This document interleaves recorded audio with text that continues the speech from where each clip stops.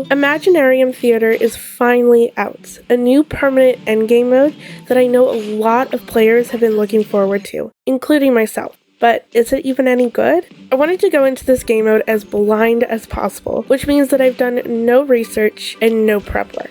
So let's go and find out if it's even any good. I do have to say that the first few seconds of being here, this place is absolutely stunning. The whimsical atmosphere and how all the colors mix and blend together is just so amazing. And the music? Now with that being said, you know that I have to have a quick look around this place, as the way that Genshin designs areas is one of my favorite parts about this game. I just love how each and every area is so beautiful, but also so distinct. Oh my god, is that a cat? A cat that tells your fortune? Sign me the hell up!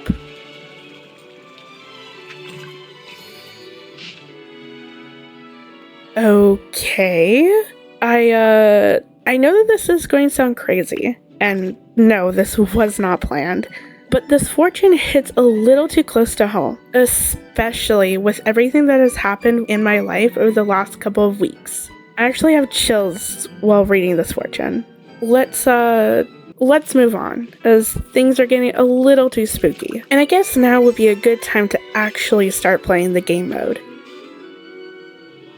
God, the art in this game is absolutely stunning.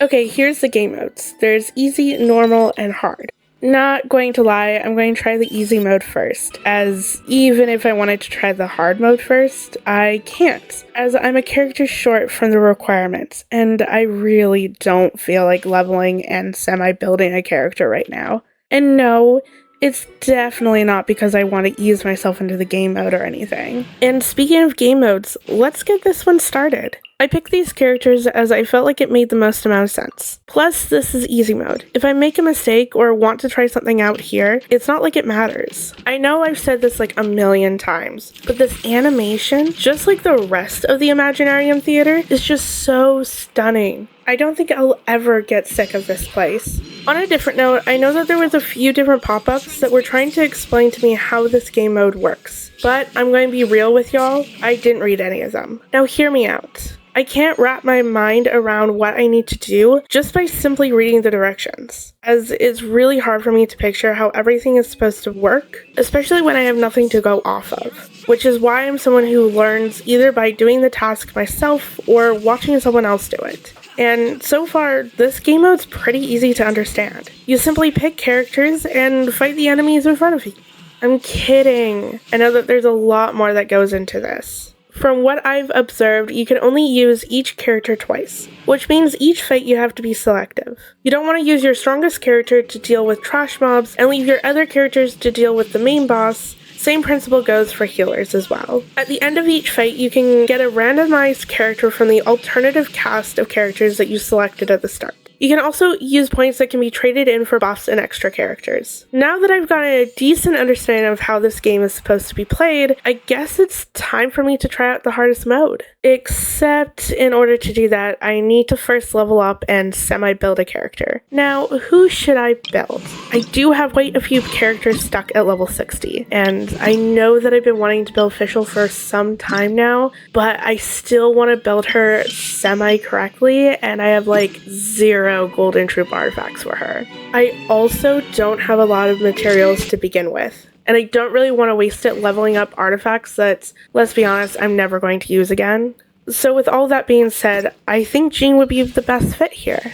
I do have some artifacts on her, which are the correct set, and I have a few more lying around. Her boss materials will be very easy to get, and I can just steal someone else's level 90 weapon. I'm also not even going to bother with talents, so this will be perfect. I do wonder how hard this mode actually is going to be. Is it going to be like Abyss Floor 12 level of hard? Or is it going to be easier? I guess the only way to find out is actually playing this mode. However, I do have my own predictions, which is that the enemies themselves won't be that hard, as you're not going to be able to build a usable team within each floor due to the restrictions that have been put in place. which I don't mind those kinds of restrictions, as it gives you a way to be able to build unconventional teams, which is kind of cool, as it can bring new life to some of the older characters, or even some of the characters that aren't used that much, as they aren't considered meta. Anyway, the first level has been completed, and it wasn't too hard, though there is a little bit of a learning curve as I haven't used Wanderer that much, as I don't have him. So the only time that I'm able to play his character is when he is a trial character, like right now. At some point, I would like to get him. However, there are so many other characters that I either want or want to simply upgrade instead of getting him. Now on to round 2. There is one thing that I've been wondering about. How well built does your characters have to be for this endgame? Like in the Spiral Abyss, you have to have really well-built characters in order to clear the hardest levels. I wonder if that's the same here, or can you just get by with semi-built characters? I really hope that it's the latter, as most of the characters I brought aren't even really fully built. Case in point with how I actually built Jean. I believe that out of the 18 characters I have, 6 of them are fully built. I really hope that doesn't become an issue later down the road for me. Round 2 is now done. Ah, shit. I accidentally pressed the wrong button and now I have to redo chamber 2. Oh my god, I can't believe I just done that. However, I guess there's a bright side to all of this. It's going to be so easy to complete this chamber as I just went through it. Maybe this isn't going to be as easy as I first thought. Well, you know what they say, third time's the charm. Hopefully.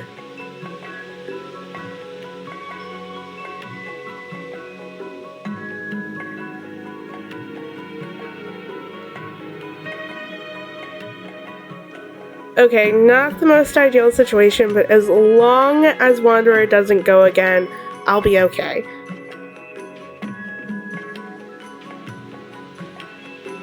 Oh, come on. I give up. That's it. I give up. I am going to go with Cookie instead of Shangling. I am so over dying on this floor. And like, the only annoying part of this floor is the Fatui mages, and like the 100 different flying creatures they summon. If it wasn't for them, this floor would be pretty chill and easy. Finally. Thank God. Now I'm going to double check and make sure that I'm going to be pressing the right button this time because I'm not redoing this floor again. God, I can't believe that the only reason why I'm even in this mess is because I pressed the wrong button on accident. I'm such an idiot. However, I guess the one thing that I can take away from this floor and game mode is that I rely on my shielders way too much. I guess I really should start using healers and learning how to dodge more. I guess you could say this game mode is really teaching you both your strengths and weaknesses as a player. Which I don't mind, as I always love learning new things, and I'm not a huge fan of staying complacent. Also, learning what my weaknesses are and then working on them will make me a better player overall, which I can't really complain about. Well, this floor was easy, as I simply just saved my best characters to deal with the bosses. I could not imagine taking in my underbuilt characters into a boss fight, especially after what I've just been through on the other level. Also, I know that I've touched upon this point before, but I really love how this game mode brings new life to some of the older characters, and even some characters that aren't considered meta. I love Venti as a character, and I would love to build teams around him, but there's really no point in spending the resources to build him, as he's basically useless in the Spiral Abyss. With so many characters that are coming out and constantly changing the meta, I don't have the materials to invest into a character that's basically going to be benched most of the time. And because of that, I never knew how much fun Venti was to play.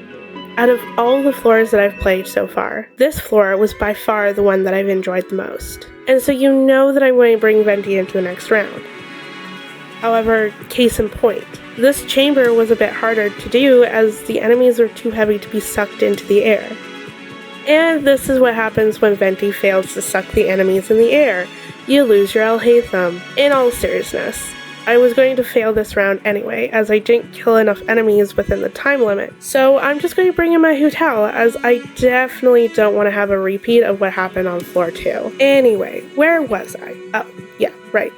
I would love to integrate Venti into one of my Spiral Abyss teams. However, I would be lucky if I could even use him in a chamber or two before he becomes useless due to the enemies. With all that being said, I hope that we will continue to see the patterns of characters getting a new breath of life within future rounds of this game, because if that's the case, then I will definitely spend some time and materials to build Venti and maybe some other characters as well. On to round 6. This is going to be easy as I once again am bringing in some of my best and my most well-built characters. I also chose characters who didn't rely too much on their bursts, as the Bishops would love to steal your energy. I also brought Toma along as he can provide a shield to mitigate some of the damage that I could potentially get hit with. I am trying to only pull out my healers or shielders when it's absolutely necessary. See, I told you it would be easy. Only 2 more floors to go until Imaginarium Theater is over. What a roller coaster this game mode has been already. I'm going to do a quick wrap up on my thoughts about Imaginarium Theater at the end of the video once I finish the game mode. I'm going to bring Lyney into this chamber so that I can try and hit the enemy's weak spots to bring them down to the floor where I can do some damage.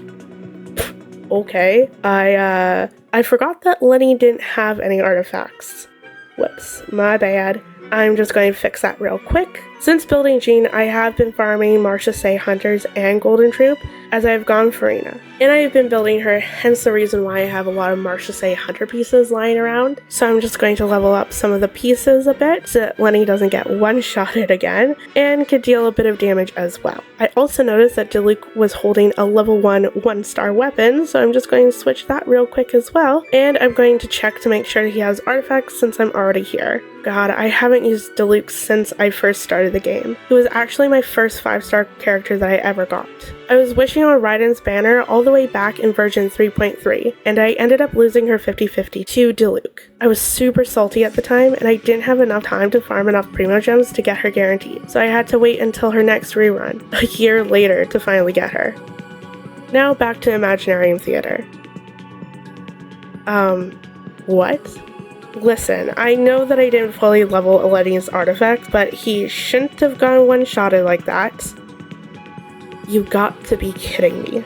You can't change artifacts throughout Imaginarium Theater? That's not cool. Not because I can't fix my stupid mistake of not checking to make sure that my characters have all the proper equipment, but because of the fact that they created a game mode with restrictions, and the fact that you get randomized characters throughout the game, thus leading to unconventional teams, and you can't even change the artifacts or weapons to better suit the new team comps that you're basically forced to use. I'm sorry, but that's just piss poor game design, and it takes half of the fun out of this mode. Like, what if you have 3 on-field DPSs that you're basically forced to play on one team, and you wanted to turn one of them into healers or even a buffer to support the DPS that you're actually going to be using on-field during that round? Nope, you can't do that apparently. You can't turn these basically unusable teams into something that could function like a decent team. I am absolutely shocked. Well, either I restart and go back to floor 1 so that my Lyney has artifacts, or I simply don't use Lyney as he will get one-shotted. So instead, I'm going to be playing with this team and hopefully I can get through this floor. I'm really relying on Wanderer here to be able to hit the enemies, as now I have 0 way to bring them down to the ground to be able to do some sort of damage to them. This floor is going to be fun. Yep. Just like I said, this floor is going to be fun. Well, time to try again, and it's not like I have much of an option on who I can even bring into this floor, as Lyney was my only bow user, and as I said before, Wanderer is my only hope to be able to deal some sort of damage to these enemies. So at the end of the day, I just have to get good at dodging and pray to God that I don't die again.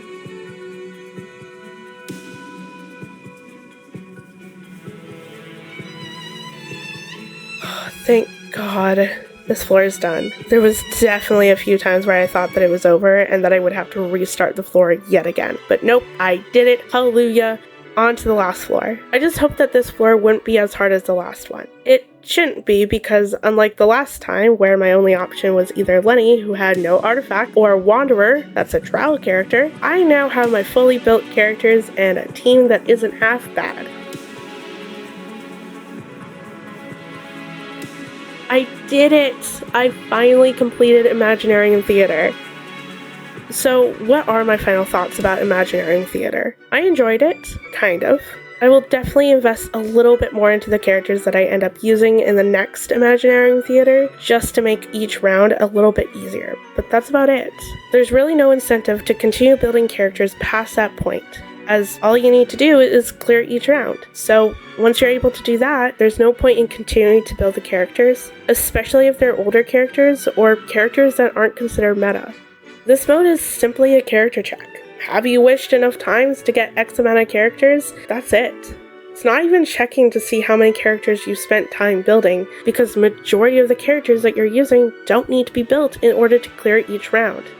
There's also nowhere to go from here. Each new round of Imaginarium Theater will basically be the same, but with different restrictions. And you can't even play into the restrictions like creating unconventional builds for different teams because they don't let you change your artifacts throughout the different acts. Which is crazy because you can look at your characters and their build while building your team, so like there's already a way for them to make changing your builds a possibility, but they just didn't.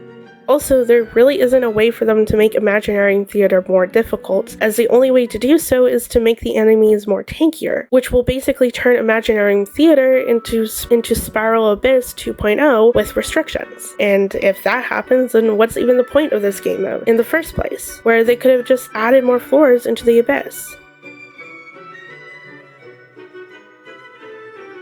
Also, here's the characters and their builds that I used during this round of Imaginarium Theater.